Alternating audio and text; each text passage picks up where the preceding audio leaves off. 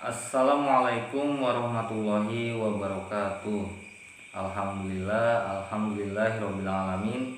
Wa bihi nasta'in wa ala umuri dunya waddin. Shalatu wassalamu ala asyrofil anbiya'i wal mursalin wa ala alihi washabihi ajmain. Amma ba'du.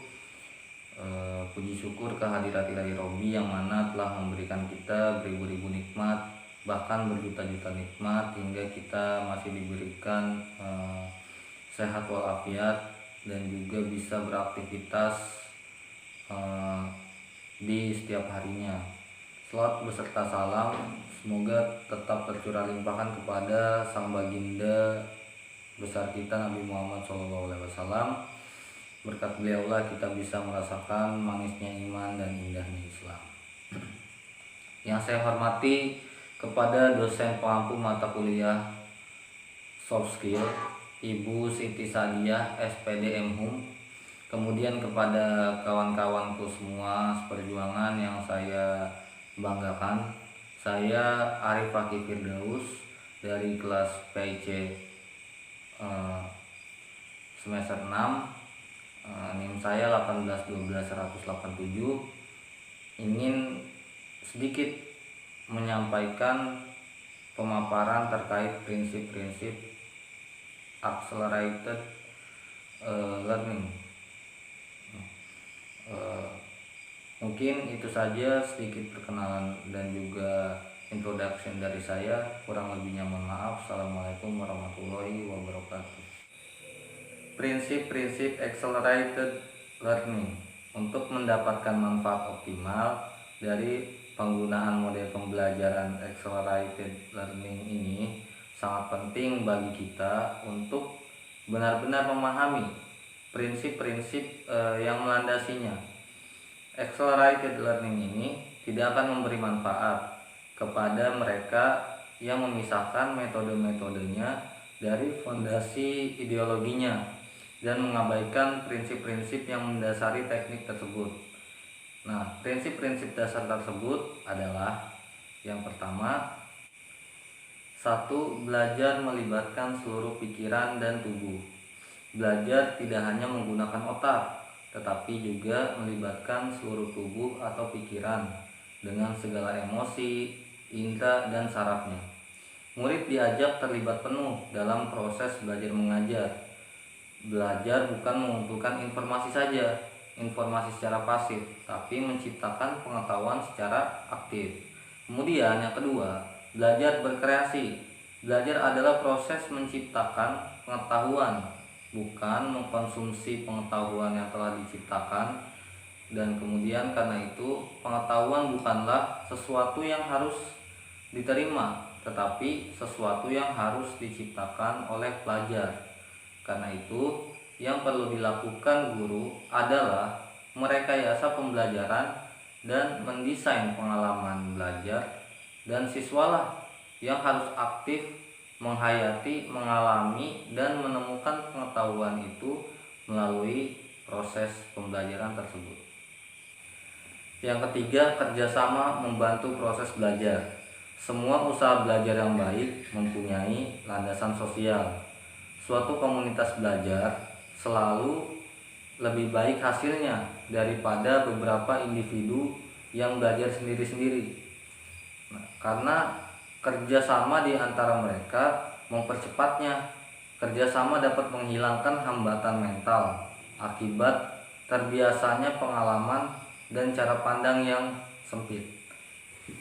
Keempat, learning come from doing the work itself. Dalam proses pembelajaran tidak seharusnya memposisikan siswa sebagai pendengar ceramah guru secara terus-menerus.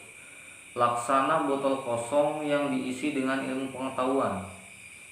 Peserta didik harus diberdayakan agar mau dan mampu berbuat untuk memperkaya pengalaman belajarnya, atau disebut learning to do, dengan meningkatkan interaksi dengan lingkungannya, baik lingkungan fisik, sosial, maupun budaya, sehingga mampu membangun pemahaman dan pengetahuannya terhadap dunia di sekitarnya, atau learning to know. Selanjutnya, diharapkan hasil interaksi dengan lingkungannya itu dapat membangun pengetahuan dan kepercayaan dirinya atau learning to be. Kesempatan berinteraksi dengan berbagai individu atau kelompok yang bervariasi, learning to live together, akan membentuk kepribadiannya untuk memahami kemajemukan dalam melakukan sikap-sikap positif dan toleran terhadap keanekaragaman dan perbedaan hidup. Yang kelima, pembelajaran berlangsung pada banyak tingkat secara simultan. Belajar bukan hanya menyerap satu hal kecil pada satu waktu secara linear, melainkan menyerap banyak hal sekaligus.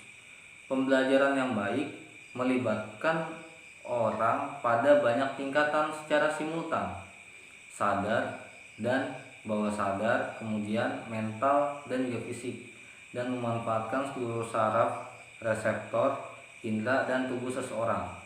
Kemudian yang keenam, hal-hal yang konkret akan lebih mudah ditangkap daripada yang abstrak karena itu perlu proses visualisasi.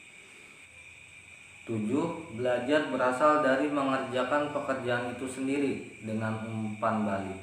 Belajar paling baik adalah belajar dalam konteks. Hal-hal yang dipelajari secara terpisah akan sulit diingat dan mudah menguap. Kita belajar berenang, ya dengan berenang. Kita belajar cara bernyanyi, ya dengan bernyanyi, dan lain sebagainya. Kemudian kedelapan, emosi positif sangat membantu peserta didik. Perasaan menentukan kualitas dan juga kuantitas belajar seseorang. Perasaan negatif menghalangi belajar dan perasaan positif mempercepatnya. Emosi positif sangat besar pengaruhnya terhadap hasil belajar.